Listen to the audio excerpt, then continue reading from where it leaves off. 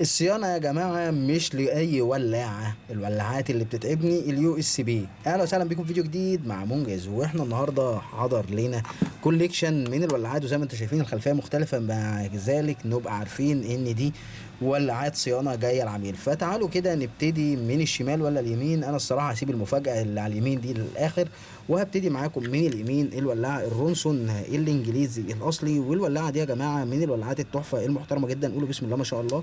الولاعه شغاله وبكفاءه تامه، وطريقه الملو بتاعتها سهله جدا. اكيد العميل صاحبها عارف طريقه الملو. من هنا كده هنلاقي المكان بتاع الملو والولاعه، زياده الشعله وتقليلها من الجزء ده. بعد كده هنروح مع بعض للولاعه التانيه اللي في النص التحفه، الوين. ولاعه من ولاعات وين التقيله الضخمه ما شاء الله، والولاعه شغاله وبكفاءه تامه.